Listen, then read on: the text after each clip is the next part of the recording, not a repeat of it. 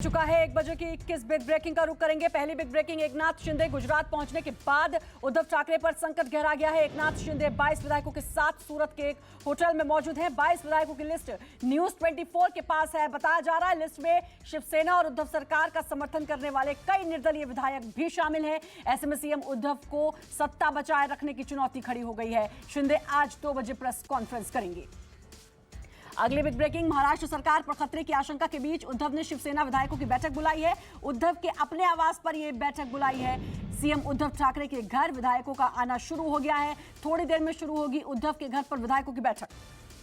अगली big breaking का रुख करेंगे। महाराष्ट्र में उथल पुथल के बीच संजय राउत का बड़ा बयान, कहा महाराष्ट्र में कोई भूकंप नहीं आएगा। विश्वास है कि हमारे सभी विधायक लौट आएंगे और सब ठीक हो जाएगा। शिवसेना के कुछ विधायक और एकनाथ शिंदे से फिलहाल संपर्क नहीं हो पा रहा है। महाविकास आघाड़ी की सरकार को गिराने की कोशिशें की जा रही है।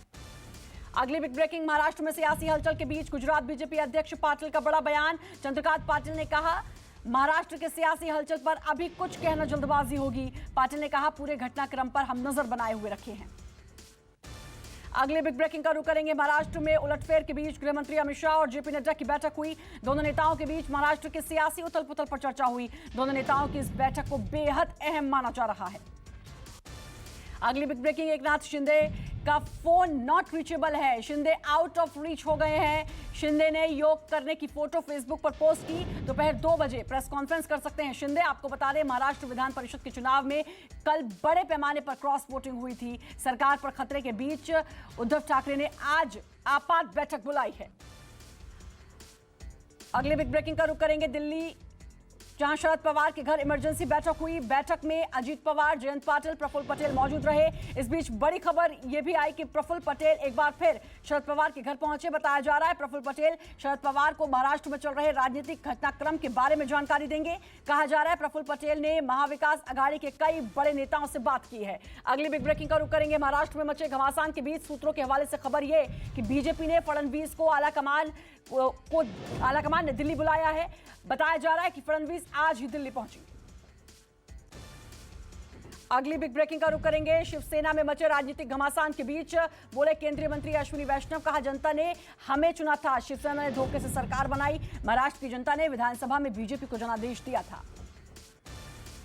अगली बिग ब्रेकिंग का रुख करेंगे। भारत समेत दुनिया भर में आज 8वां अंतर्राष्ट्रीय योग दिवस मनाया जा रहा है। पीएम मोदी ने कर्नाटक के मैसूर पैलेस ग्राउंड में योग दिवस की शुरुआत की। पीएम मोदी ने करीब 15,000 लोगों के साथ योग किया। इस दौरान योग दिवस की शुभकामना देते हुए पीएम मोदी ने कहा विश्व के हर कोने से योग की गूंज सुनाई दे रही है। योग जीवन का आधार बन गया है। योग दिवस के इस बार की थीम योगा फॉर ह्यूमैनिटी रखा गया है। अगले बिग ब्रेकिंग, 8वें अंतर्राष्ट्रीय योग दिवस के अवसर पर दिल्ली के मुख्यमंत्री अरविंद केजरीवाल और डिप्टी सीएम मनीष सिसोदिया ने भी त्यागराज स्टेडियम में योग किया। आपको बता दें कि अंतर्राष्ट्रीय योग दिवस की शुरुआत 21 जून 2015 से हुई थी। अगली big breaking, National Herald case में ईडी 5वीं बार राहुल गांधी से ईडी की पूछताछ जारी। ईडी ने कल राहुल गांधी से 10 घंटे से ज्यादा पूछताछ की थी। 4 दिन में ईडी राहुल गांधी से करीब 40 घंटे पूछताछ कर चुकी है। सूत्रों के हवाले से खबर, राहुल गांधी के जवाब से ईडी संतुष्ट नहीं। वहीं ईडी ने नेशनल हेराल्ड केस में ही 23 जून को सोनिया गांधी को पूछताछ के लिए बुलाया है।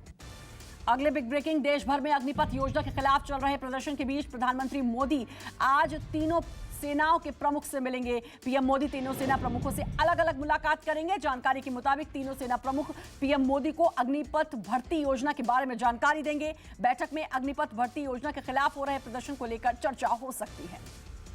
अगले बिग ब्रेकिंग, घाटी में सुरक्षा बलों को बड़ी कामयाबी मिली। पुलवामा मुठभेड़ में सुरक्षा बलों ने 2 आतंकियों को मार गिराया। आपको बता दें सुरक्षा बलों की ये मुठभेड़ देर रात से चल रही है। इससे पहले सुरक्षा बलों ने कल 2 अलग अलग एनकाउंटर में 4 आतंकियों को मार गिराया था। अगले बिग ब्रेकिंग, राष्ट्रपति उम्मीदवार को लेकर आज बीजेपी की अहम बैठक। आज शाम 6:45 बजे पार्टी मुख्यालय में बीजेपी संसदीय बोर्ड की बैठक है। बीजेपी अपने सहयोगी दलों के साथ राष्ट्रपति उम्मीदवार को लेकर चर्चा करेगी। बैठक में राष्ट्रपति के उम्मीदवार के नाम पर मुहर लगेगी। बीजेपी ने इस चुनाव के सिलसिले में पहले ही 14 सदस्यीय प्रबंधन दल गठित किया है। केंद्रीय मंत्री गजेंद्र सिंह शेखावत समेत बीजेपी के कई नेता इसके सदस्य हैं। 18 जुलाई को राष्ट्रपति के लिए चुनाव है। अगली बिग ब्रेकिंग, राष्ट्रपति चुनाव को लेकर अब कवायद तेज हो गई है। एनसीपी चीफ शरद पवार के नेतृत्व में विपक्षी दलों की बैठक जारी है, लेकिन बैठक में सीएम ममता बनर्जी शामिल नहीं हुई। बैठक में विपक्ष के कई नेता पहुंचे हैं, जहां राष्ट्रपति पद के उम्मीदवार के नाम पर मंथन चल रहा है।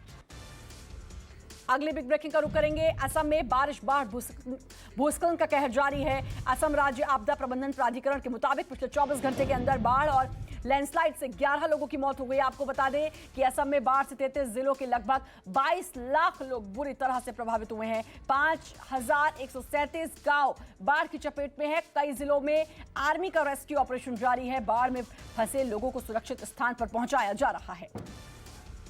अगले बिग ब्रेकिंग का रुख करेंगे।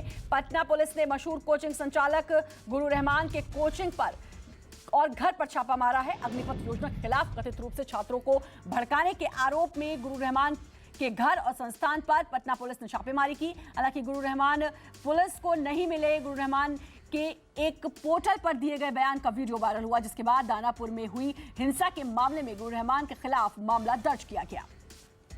अगले बिग ब्रेकिंग, लोकसभा चुनाव के प्रचार के लिए प्रदेश के मुख्यमंत्री योगी आदित्यनाथ आज रामपुर पहुंचेंगे। रामपुर में बीजेपी उम्मीदवार घनश्याम सिंह लोधी के पक्ष में वोट की अपील करेंगे। सीएम योगी विधानसभा बिलासपुर और विधानसभा मिलक के पटवाई क्षेत्र में चुनाव प्रचार के तहत जनसभा को संबोधित करेंगे।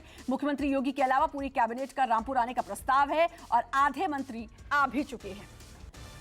अगली बिग ब्रेकिंग, यूपी के लखीमपुर खीरी में यात्रियों से भरी बस हादसे का शिकार हो गई। हादसे में करीब 20 यात्री घायलों को इलाज के लिए पास के सामुदायिक स्वास्थ्य केंद्र में भर्ती कराया गया। वहीं बीच रोड पर बस पलटने के बाद अफरा तफरी का माहौल बना रहा।